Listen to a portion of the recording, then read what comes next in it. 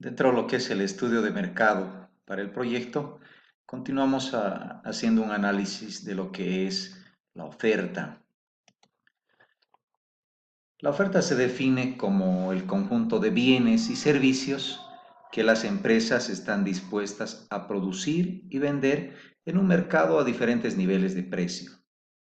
Cuando este es alto, las empresas se interesan por producir y vender más de sus productos o servicios, dado que si todo lo demás permanece constante, es evidente que sus beneficios se harán cada vez más grandes. ¿Qué queremos las empresas? Generar mayores ingresos, es por eso que aprovechamos esta alternativa.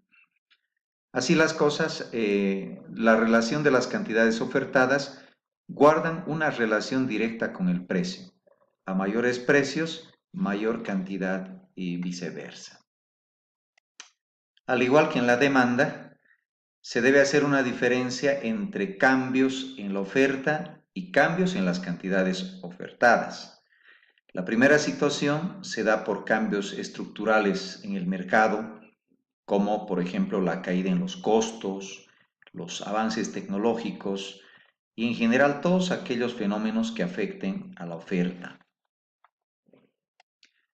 Bueno, si hacemos el estudio de la oferta para el proyecto, es importante que nosotros consideremos tres variables importantes. Una es la ubicación geográfica, el número de empresas y el benchmarking. Pasamos a explicar cada uno de estos.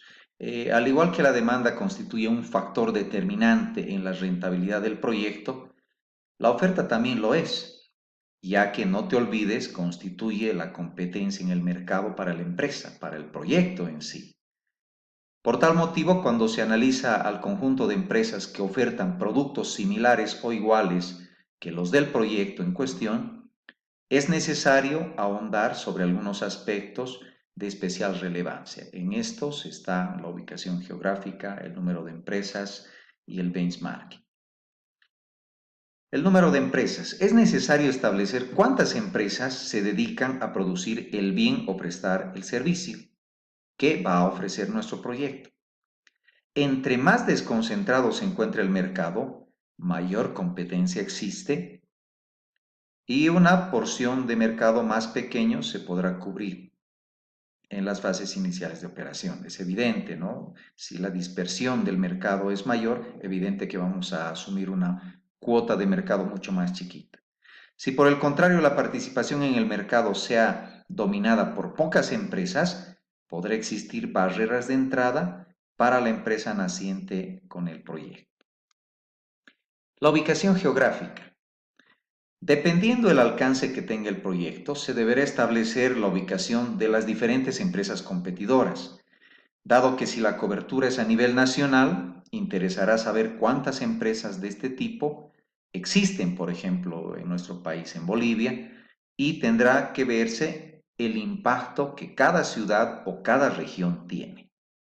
Finalmente, el benchmarking es muy útil en el estudio de la competencia. El benchmarking es copiar y mejorar. Entonces, al hacer un estudio de la competencia, pensamos y analizamos las compañías o empresas, sean estas referentes o sean una pauta en el mercado, ¿no? En este caso, las empresas líderes van a ser las que sean sujeto del estudio.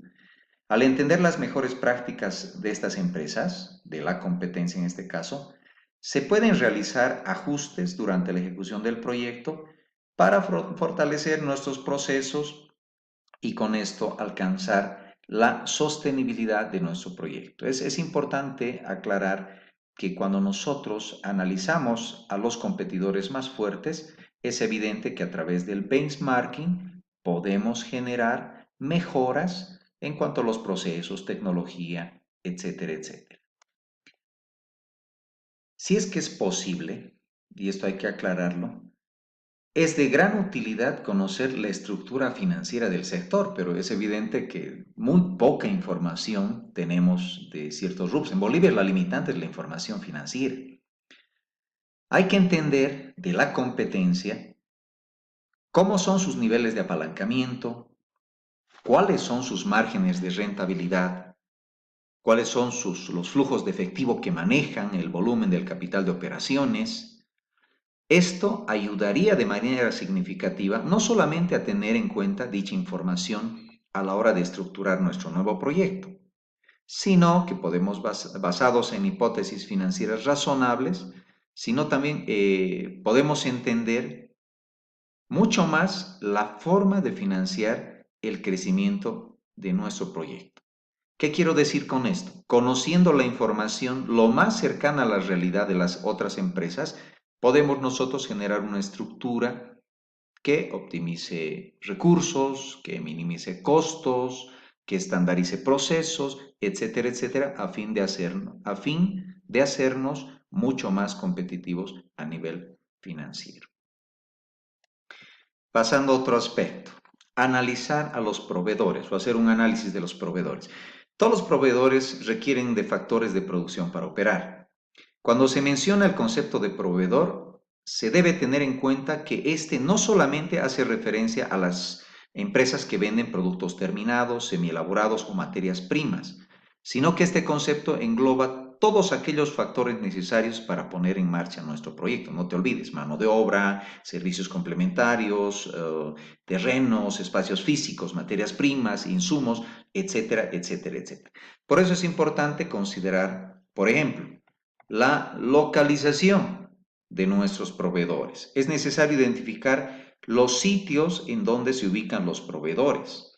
¿Por qué es importante? Porque evidentemente vamos a tener que acceder a los servicios o a las materias primas que nos oferten. La cantidad.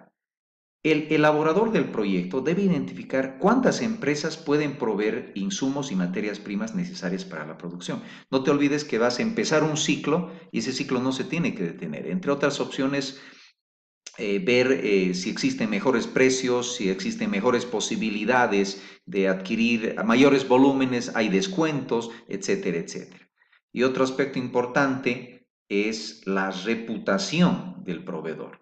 No te olvides, un proveedor que incumple a sus compromisos, por ejemplo, no es un buen proveedor para nuestro proyecto, ya que va a detener o va a convertirse en un cuello de botella. Entonces es importante que consideres este aspecto. Finalmente, nosotros debemos hacer un análisis de los mercados asociados. ¿A qué se refiere? Se deben analizar los comportamientos pasados y esperados de todos aquellos mercados que puedan afectar el mercado de materias primas o factores que surten al proyecto. Se pueden presentar efectos colaterales de algunos mercados sobre el precio de los factores y afectar la caja del proyecto. Además, pueden existir tal vez otros mercados que compitan con las mismas materias primas que nuestro proyecto requiere sin necesariamente estar produciendo lo que nosotros pensamos, ¿no? Entonces, es importante. Por ejemplo, en una población pequeña podría presentarse que exista limitación o existan limitadas posibilidades de transporte de mercadería y que se deba competir con otras empresas de este sector para obviamente generar ingresos a partir de la distribución.